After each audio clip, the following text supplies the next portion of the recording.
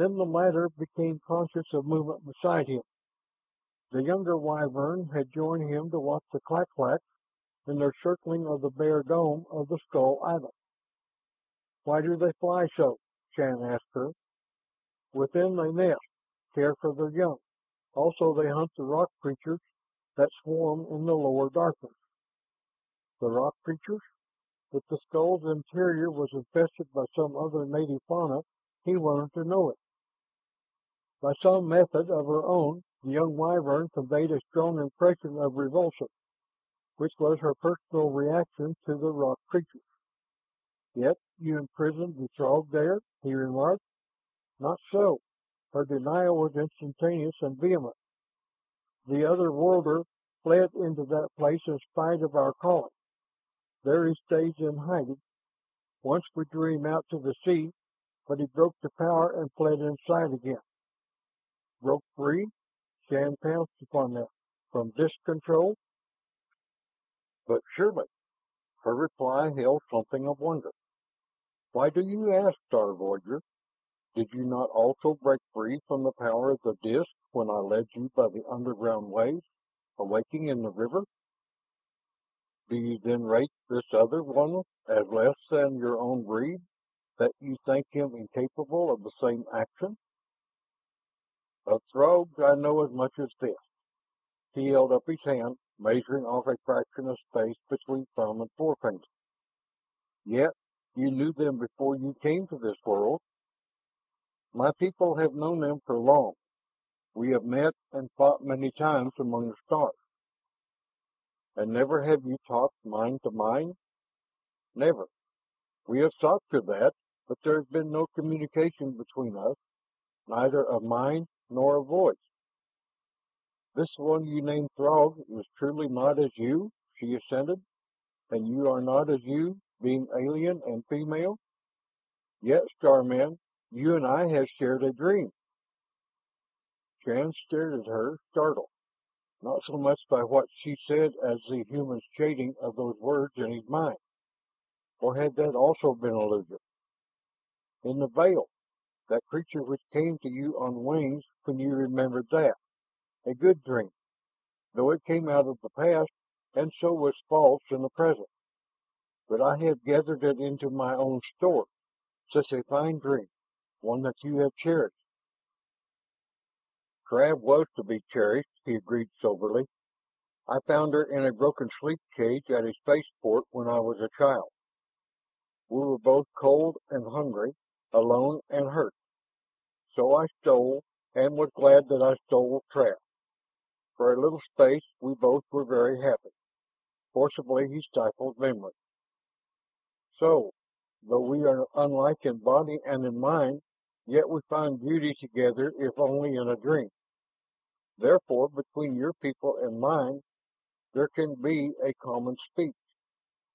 And I may show you my dream store for your enjoyment, Star Voyager." A flickering of pictures, some weird, some beautiful, all a little distorted, not only by haste, but also by the haze of alienness which was a part of her memory pattern, crossed Shan's mind. "Such a sharing would be a rich feast," he agreed. "All right." Those crisp words in his own tongue brought Shan around from the window to Thorvald. The survey officer was no longer locked hand in hand with the wyvern wretch, but his features were alive with a new eagerness. "We are going to try your idea, Lantee.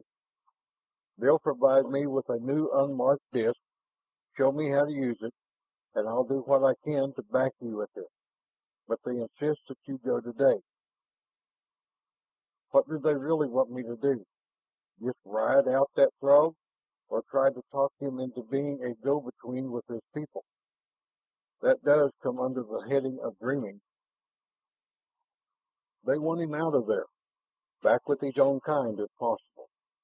Apparently he's a disruptive influence for them. He causes some kind of a mental foul-up which interferes drastically with their power. They haven't been able to get him to make any contact with them. This Elder One is firm about your being the one ordained for the job, and that you'll know what action to take when you get there. Must have thrown the sticks for me again, Shan commented. Well, they've definitely picked you to smoke out the frog, and they can't be talked into changing their minds about that. I'll be the smoke one if he has a blaster. They say he's unarmed. What do they know about our weapons or a throw? The other one has no arm, Wyvern words in his mind again. This fact gives him great fear. That which he has depended upon is broken, and since he has no weapon, he is shut into a prison of his own terrors. But an adult frog, even unarmed, was not to be considered easy meat, Shan thought. Armored with horny skin, armed with claws and those crushing manacles of the beetle mouth, a third again as tall as he himself was. No, even unarmed, the frog had to be considered a menace.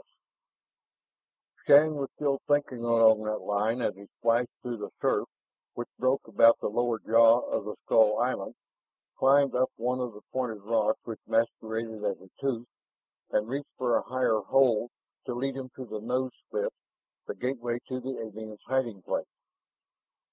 The clack-clack screamed and dived about him, highly resentful of his intrusion, and when they grew so bold as to buffet him with their wings, threatened him with their tearing beaks, he was glad to reach the broken rock, edging his chosen door, and duck inside. Once there, Shan looked back. There was no sighting the cliff window where Thorvald stood, nor was he aware in any way of mental contact with the survey officer. Their hope of such a language might be futile. Shan was reluctant to venture further. His eyes had sufficiently adjusted to the limited supply of light, and now the Terran brought out the one aid the Wyverns had granted him, a green crystal, such as those which had played the role of stars on the cavern roof. He clipped its simple loop setting to the front of his belt, leaving his hands free. Then, having filled his lungs for the last time with clean, sea-washed air, he started into the dome of the skull. There was a feet of thickness to this air only a few feet away from the outer world. The odor of clack-clack droppings and refuse from their nest was strong, but there was an added staleness, as if no breeze ever scooped out the old atmosphere to replace it with new. Fragile bones crunched under Shan's boots, but as he drew away from the entrance, the pale glow of the crystal increased its radiance, emitting a light not unlike that of the phosphorescent bushes, so that he was not swallowed up by dark. The cave behind the nose hole narrowed quickly into a narrow cleft which pierced into the bowl of the skull. Shan proceeded with caution, pausing every few steps. There came a murmur rising now and again to a shriek, issuing, he guessed, from the clack-clack rookery above. And the pound of sea waves was also a vibration carrying through the rock. He was listening for something else, at the same time testing the ill-smelling air for that betraying mustiness which spelled throw. When a swift in the narrow passage cut off the splotch of daylight, Shan drew his stunner. The strongest bolt from that could not jolt a frog into complete paralysis, but it would slow up any attack. Red, pinpoints of red, were edging a break in the rock wall. They were gone in a flash.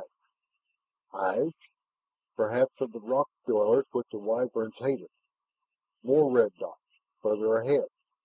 Shan listened for a sound he could identify, but the smell came before sound. That trace of effluvia which in force could sicken a Terran was his guide. The cleft ended in a space into which the limited gleam of the crystal could not provide a far wall, but that faint light did show him his quarry. The frog was not on his feet, ready for trouble, but hunched close to the wall, and the alien did not move at Shan's coming. Did the beetle head sight him? Shan wondered. He moved cautiously, and the round head with its bulbous eyes turned a fraction. The mandibles about the ugly mouth opened and quivered. Yes, the frog could see him. But still the alien made no move to rise out of his crouch.